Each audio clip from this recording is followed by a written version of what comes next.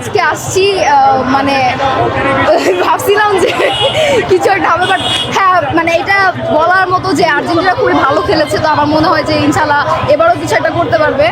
তো ব্রাজিলও ইনশাল্লাহ ভালো খেলবে, আমরা সব কিছু নিয়ে আশাবাদী, এখন দেখি কি হয়।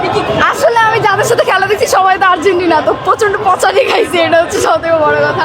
তবে না, সবাই মিলে একসাথে এনজয় করতেছি, ভালোই লাগতেছে, কিন্তু আমি আসলে খুব একটা খুশি হই না, এটা খুবই স্বাভাবিক। না কি চেয়েছিলেন, কেমন খেলা চেয়েছিলেন আর্জেন্টিনা?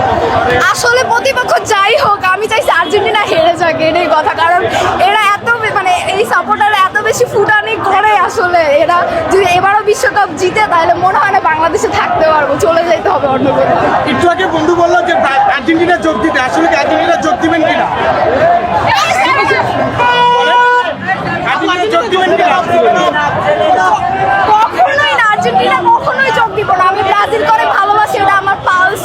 আর্জেন্টিনা গত 39 বছর কোনো ট্রফি পায় নাই, পেয়ে গেছে তারা, তারা নিজেরা ভালো ফর্মে আসছে। ব্রাজিলও তেমন ভালো ফর্মে আসবে, ইনশাল্লাহ ট্রফিও পাবে, ওই দিন আমরা আসলে কথা বলবো। আর ব্রাজিল তো মূলত যেটা হয়েছে ইউরোপিয়ান স্ট্রাকচারের মধ্যে পড়ে যায়, তাদের মানে দলের ডাউনফলটা হয়েছে। তো আমরা আশাবাদী যে সেই জায়গা থেকে বের হয়ে আসবে এবং খুব ভালো কিছু করবে। ফাইনালে কি ব্রাজিল আর্জেন্টিনা দেখতে চান কি? অবশ্যই দেখতে চাই এবং চাই আর্জেন্টিনাকে হারাক, আসলে ব্রাজিল জিতে যাক। কতটা মন খারাপ করেছে? আমি মন খারাপ করি নাই।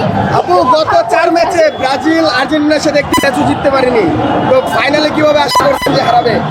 আমি বলছি যে ব্রাজিল এখন নিজের ফর্মে নাই, কিন্তু আমি ইনশাআল্লাহ আমার মনে হয় যে ব্রাজিল ফর্মে চলে আসবে এবং অবশ্যই ভালো কিছু করবে।